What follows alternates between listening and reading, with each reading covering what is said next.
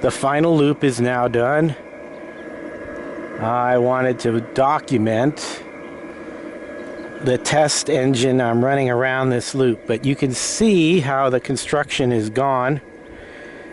It's quite easy to see. You see the PVC trim pieces are attached to 2x4 stubby little short pieces, and they are brought close enough that the ties sit right on top of them, on the edges, the upper edges.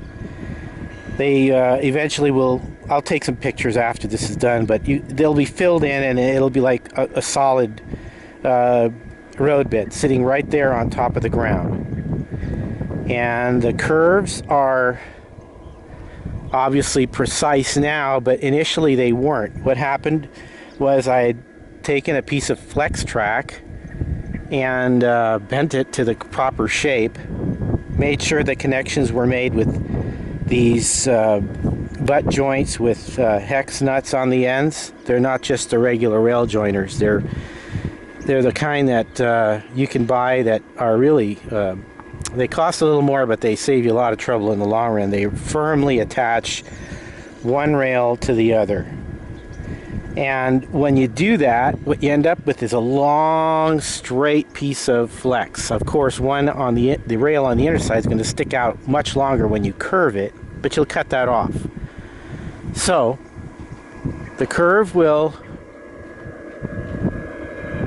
be straight, and then what you'll do is the track might be out where I'm standing right here, and I'm starting to pull it and pull it and pull it and pull it. And at the point where it meets the 2x4 with the PVC stanchions that I described in the previous episodes, what happens is you attach them and make sure that the track is firmly affixed to these 2x4s at the solid points, and attach the track to it using nails or whatever fixture. But by that point, your track should be almost like a perfect arc, and you can then move the lower track support into place. So it's the rails are sitting right on top of the edges. Wherever there's a turnout, you want to put a piece of solid wood under it, 2x4, obviously because it's straight. Not only that, to keep the dirt out as much as possible, because there's going to be dirt placed inside these cavities. Okay, that happened again over here. There's a nice big solid piece under this turnout, and again you can see it curving, and then it joins into a place where I've already got some solid dirt into the between space. The curves are super elevated to a certain extent, and I had to test my most finicky locomotive, which was the Aristo SD45, thoroughly, because if it can make it, anyone can make it. And it seems to be doing quite well. I might have still do some tweaking, and after a few weather incidents, rainstorms of monumental proportions, things might shift a bit, but that is to be taken into consideration on another day. But for now, I'm running my SD45 that's Rail Pro equipped on this track, and it seems to be doing well enough that I'm proud enough to show it to you. So I'm going to run it.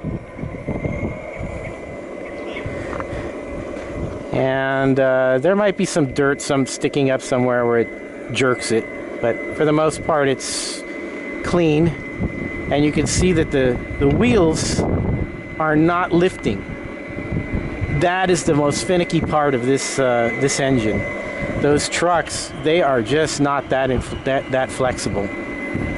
So if this guy can keep his wheels on the rails and not derail, not flip, not lift one wheel and the others stay on, then we're doing well. Okay, so far so good.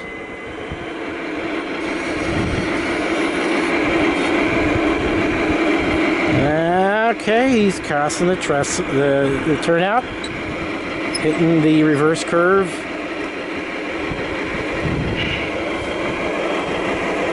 All right. So far so good.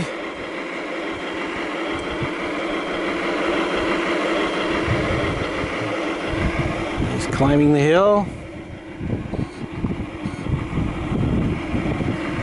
All wheels are good.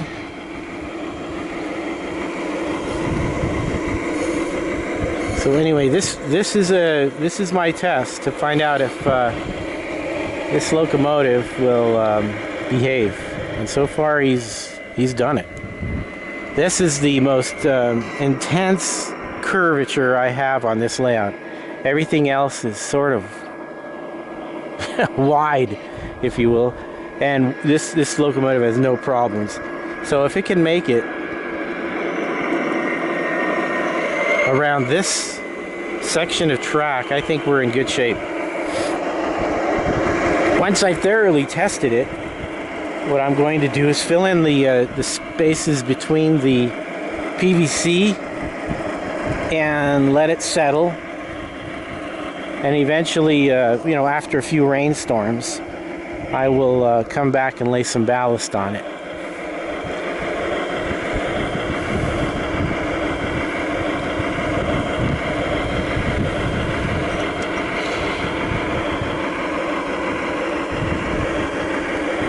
There he goes, backwards and forwards.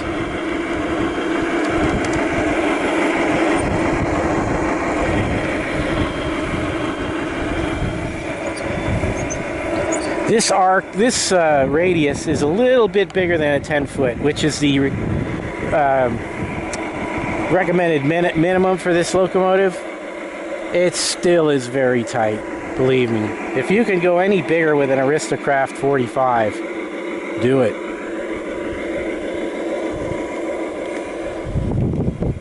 Well, that's it. I'm very happy with it. So I'll post up some pictures after this is done, as far as filling in the gaps and bringing it into a sort of presentable state. But I think I'm getting to the point where I can actually run trains over this section now. So anyway, thanks for watching.